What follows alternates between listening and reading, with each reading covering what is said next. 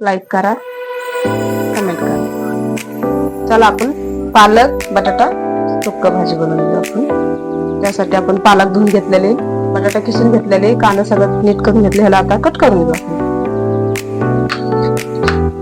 चला आपण आता कांदा कट करून घेऊ बारीक बारीक. चला आपल्याला कांदा कापून करून जेवण आपण टमाटर कट करून घेऊ.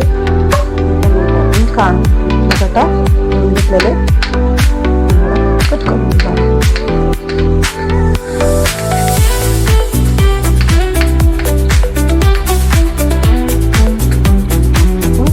पालक कट करून घेऊ, धुवून घेतलेले बारीक बारीक कट करून घेऊ.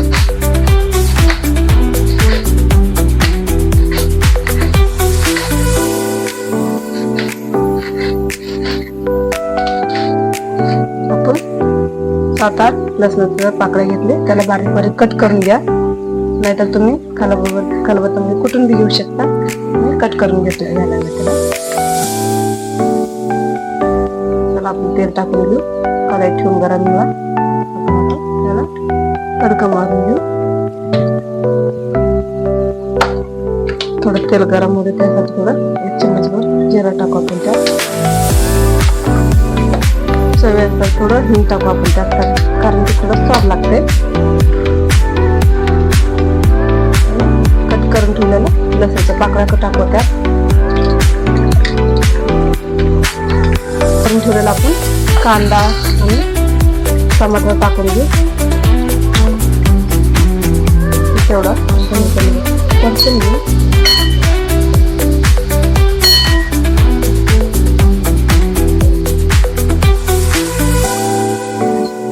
चमच लाल मिरची पावडर टाकून घेऊ आपण. 1 चमच धनिया पावडर, 1 चमच जिरा पावडर टाकून घेऊ आपण.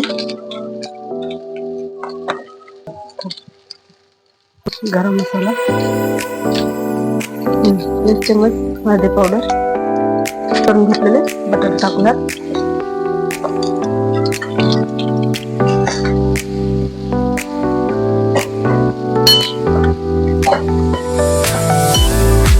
त्यात कट करून घेतलेला पालक टाकून.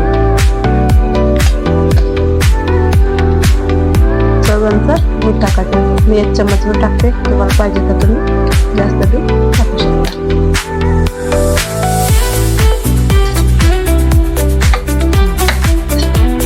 जास्त पाणी टाकायची गरज नाही पालकला, कारण की पालक पाणी सुटते. बिना पाण्याचं आपल्याला जास्त पाणी नाही टाकतं बनवायचं. थोडं तुम्हाला पाहिजे थोडंच पाणी टाकायचं 1 चमच, जास्त नका टाकायचं नाही. मीठ टाकलं का आपल्याला पाणी सुटतंय आपल्याला. चला आपण त्याला काय करू, आता मीठ टाकलंय त्यात थोडं आपण 1-5 मिनिटासाठी आपण झाकून शिजू द्यायचं त्याला.